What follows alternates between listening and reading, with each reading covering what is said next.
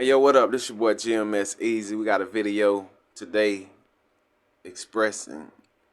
Yo, what up? This your boy GMS Easy. I got a documentary I want you guys to check out. It's called Gip. He's one of the last juke joints in America. It's really interesting. With no further ado, let's react to it. He understand you, but you understand him. He just a little less than human. Come on, boy.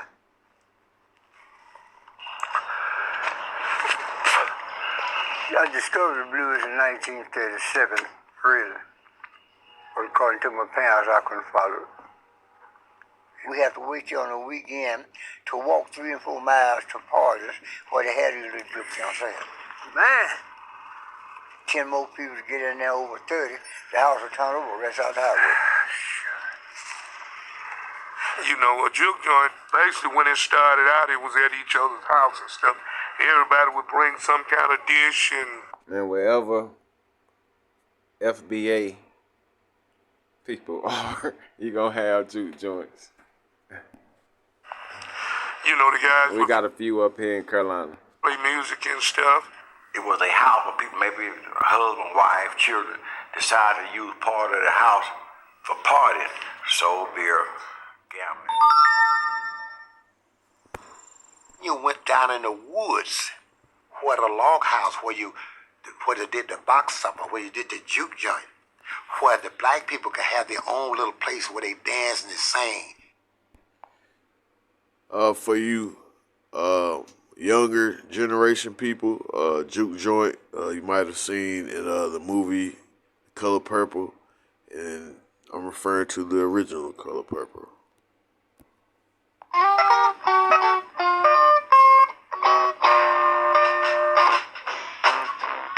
Myself, B.B. King, Muddy Waters, Howlin' Wolf, all of us came from these juke joints. I could look through the crack and see the hogs and the chickens under the house. When people jumped up and down, you were a little concerned whether you might go through the floor. There were fights. There were shootings. And you had to be a man amongst men to survive. Now, we do the things that we used to do then. We just more civilized now.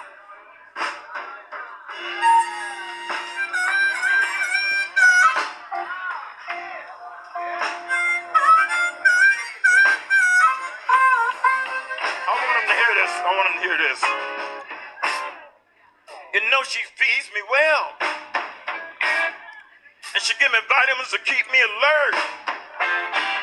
Then she sat up on the kitchen table and said, "Come and get your dessert." The blues is music from the soul. You're pouring out your soul. You're telling people your life. I gotta tell you about this little girl of mine. For those that had never associated themselves with the blues, once they get here, they get addicted. She's so dope. And we see the diverse party goers having a ball, having a time of their life. Everybody enjoying themselves, everything peaceful. Why can't our government or the whole nation, take some advice or good vibes from these people?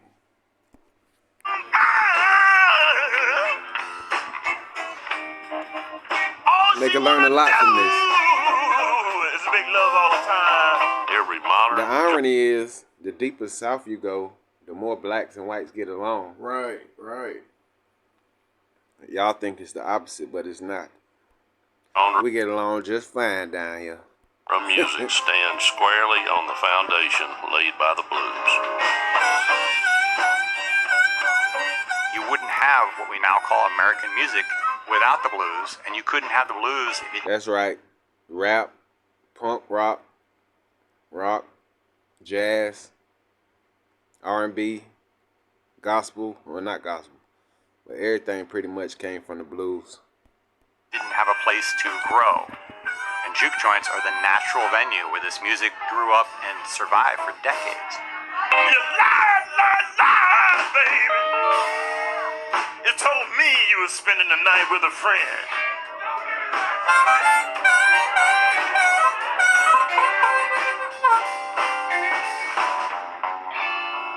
And I drove by and seen your car, baby. It was parked all night at the Holiday Inn. Holiday Inn.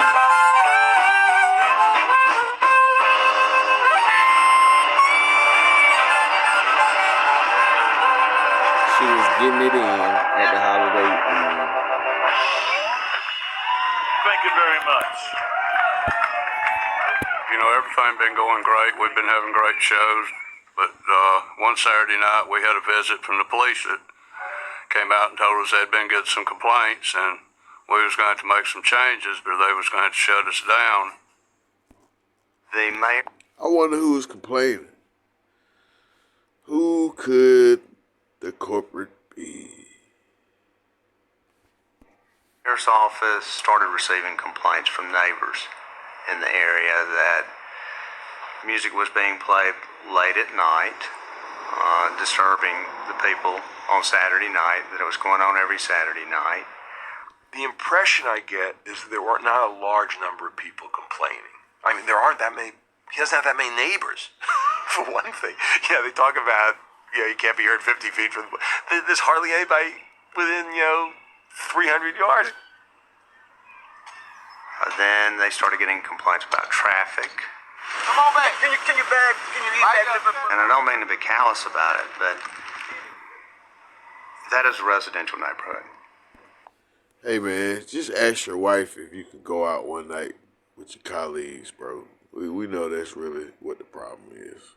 I mean, you hear about all the fun, and yeah, man, you're missing out, bud.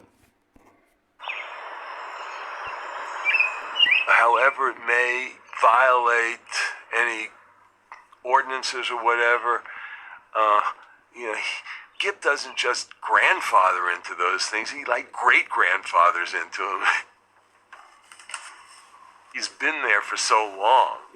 He's definitely been in that And the room for a idea long time. At this point, the city is going to try to shut it down just seems really absurd to me.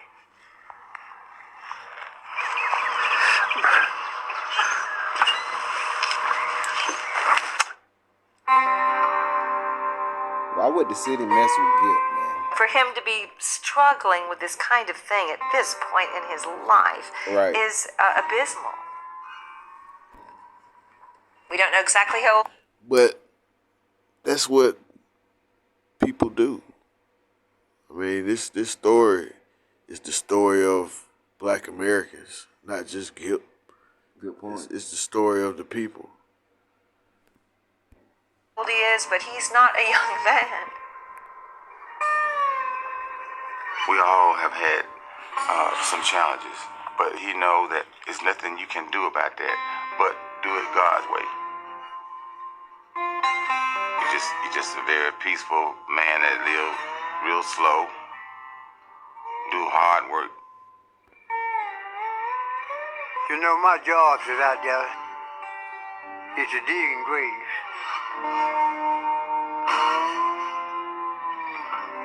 But I found out God wanted it that way, and that's where I went. He would dig a grave by hand, no backhoe. He just started out with a little hole, and next thing you know, he's down in it. The man God said that labor shall see and get his crown. I'm looking for it. That's my way. He does all that by hand. To create a juke joint, you've had to have lived a certain life. He's had crosses burned in his yard. He's been stabbed. He's been shot. He's lived such a hard life growing up black in this town.